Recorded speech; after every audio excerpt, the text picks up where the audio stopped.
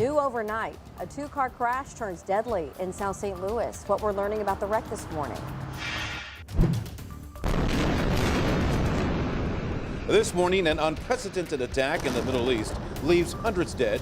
Now Israel is formally declaring war on Hamas. How St. Louis communities and the U.S. government are responding this morning. Florissant officials have a plan they say would add to the tax base and the green space. The city council tonight will vote on a measure for a new subdivision. A cool start to the work week, but temperatures climb nicely this week, back into the 80s by Wednesday, and there is a chance of rain beginning then.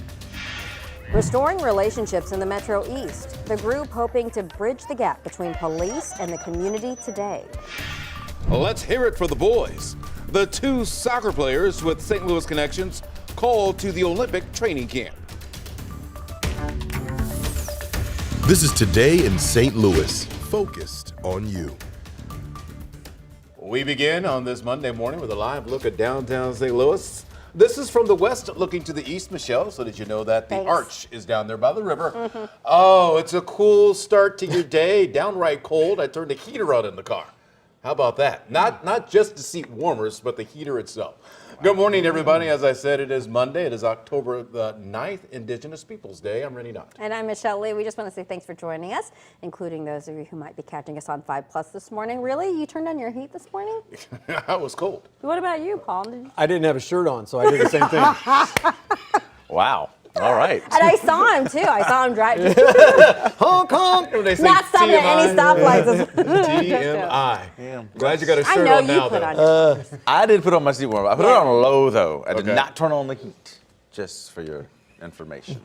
Let's talk Get weather. Paul a shirt shall we? ASAP. Oh, man. Somebody give Paul Usually a it's shirt. Michelle coming out of left field, but Paul, you win that one this morning. All right, nice that you're dressed this morning. All right, as you at home get dressed and head out, do keep in mind you may need an extra layer, not a lesser layer, because it's cool. 52 at Lambert, but lots of 40s on the map from Litchfield, Chesterfield, Farmington, even in Perryville this morning. So as we go through the day, we climb out of the 40s into the 60s today. And yesterday we hit the 70s, so today will be a cooler day, but mostly sunny as we get into the afternoon. We'll talk about a nice warm-up for the middle part of the week that is coming up. All right, let's head over to Paul, who is now fully dressed and dialed. Let's see what's happening on the roads, Paul. A long sleeve shirt on. That's what I meant to say. I didn't have a long sleeve shirt on. I had a tank top on, which is also another story. I didn't really do that. Okay, so the reason I'm talking this way, we don't have much traffic. It is beautiful out there. Lots and lots of green. You can see, though, in the upper part of the screen there, that is construction that's still remaining here in active scene 270 westbound at Route 111. Also, we had a little bit going on here, 44 at 109. You can see it right there. The area is still recovering from a little bit of volume out there. And then, of course, 40 at Ballas. Construction right in the middle. We'll have another take on traffic just a few minutes away. New this morning, one person has died and 2 other people are injured after a crash in South St. Louis.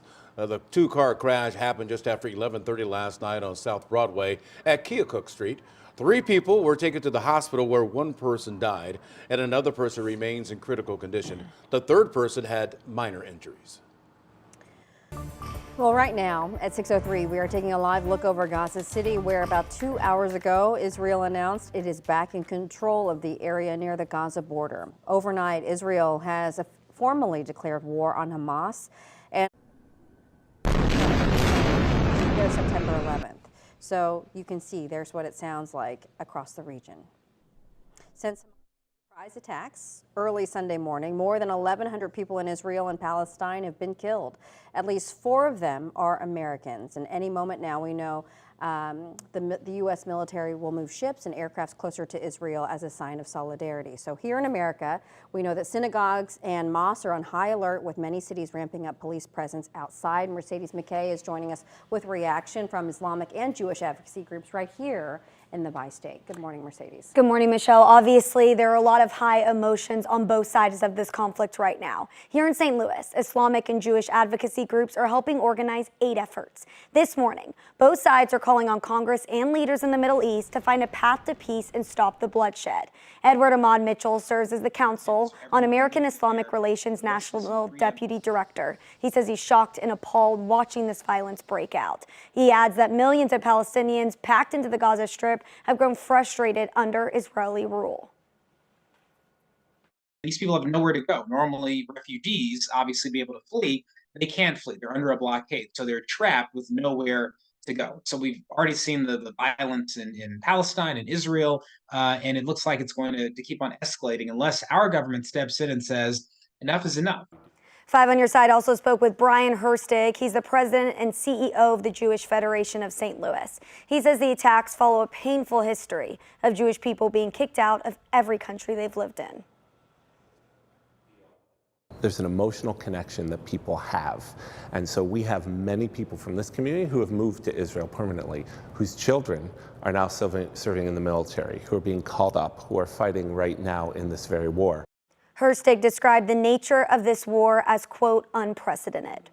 Now, Mercedes, besides the local groups speaking out, what are they doing here to help those overseas? Yeah, Rennie. So the Federation of St. Louis, the Jewish Federation of St. Louis, they're actually helping and working with their partners in Israel to make sure that homes and offices and schools are all bulletproof. You know, the sad reality of this situation, kind of heartbreaking to hear about that. They're also working, though, with people who are in the middle of this, victims that are experiencing all this trauma, just to make sure mental health resources, that they have everything they can. And I know that we also have more on our website about, you know, how you can help people over there. It's a scary situation that's affecting us even miles away at home. Oh, yeah, absolutely. All right, thanks, Mercedes.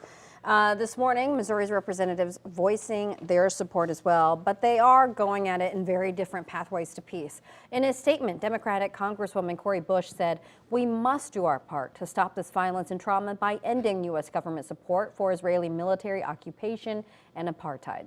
Republican Ann Wagner says Israel has the absolute right to defend itself, and we stand with them unequivocally as they defend themselves against this unprovoked act of war. As we learn more about the conflict, we will update you on air, online at KSDK.com, and on the 5 on Your Side app. It is free to download on your phone's app store. Today, the Florissant City Council will decide whether or not to turn acreage in a park into a subdivision. Supporters say it not only brings more homes into the area, but could actually create more green space for Florissant residents. Our Alex Fees is live outside Florissant City Hall for us this morning. And Alex, how will this development affect the area? Well, Rennie, good morning. Last week I met with Florissant Mayor Timothy Lowry, and he told me the research shows that Florissant is attracting younger families and it's a growing community, and also that this is the type of housing those people are searching for, step-up housing, he called it. Now this development, this subdivision, would add to both the tax base and park acreage. It's definitely going to have a positive economic impact on the city, the fire district, and certainly the school district. This McBride development involves what is essentially a land swap, which would allow a residential development on a rear undeveloped portion of Coke Park, and in return the addition of new parkland adjacent to Sunset Park. The net result is 108 new single-family homes and 12 additional acres of green space. The homes would range in size from 1,200 to 2,500 square feet, priced anywhere from $250,000 to $500,000. Lowry says the measure has gone through the Planning and Zoning Commission and a public hearing at the most recent City Council meeting. That measure is up for the second and final reading tonight. When we went through our comprehensive plan a couple years ago, that's one thing they continue to mention, that we just don't have that type of step-up home. And so most of our homes were built prior to the 70s. And so this is going to give our families a new option. Now we've shown you some photographs and maps of that area in question. Coming up at the bottom of the hour, I'll show you some video that I shot at those two parks in question, Coke and Sunset. Live this morning in North St. Louis County, Alex Fees, 5 on Your Side. Thanks so much, Alex. This morning we are working to learn more about this small plane crash in Warren County. The Warrenton County Fire Protection District posted these photos yesterday afternoon saying that the plane crashed along Dry Fork Road. Right now, no word on any injuries or where the plane was flying from. 5 on Your Side has reached out to the Warrenton fire officials, and we are waiting to hear back. All right, just about 6:10 here on your Monday morning. Let's check our weather, and we are waking up with some clouds around. We'll get through the day with mostly sunny skies. Temperatures this morning started off in the 40s and low 50s at Lambert. We'll be in the low 60s for highs today, so a touch cooler from yesterday's 70s, but still a decent fall day. We go into the Futurecast and notice how there's not a lot to tell you about today or for tomorrow. Temperatures will climb into the 70s tomorrow, but on Wednesday, notice this little warm front creeping on in. This is going to give us a chance for some rain early in the day and then warmer weather to follow for Wednesday and Thursday. So temperatures on the climb here, 70s tomorrow and then 80s for Wednesday and Thursday. But hang on, it is still fall. We'll talk about another chilly weekend ahead. That's coming up. Building bonds between the police and neighbors. The event happening today to create a safer and stronger community. This morning, another strike on the horizon. Why you may have trouble filling your prescriptions this week. A cyber attack knocked out the system for days. The service is back up and running at Metro Transit.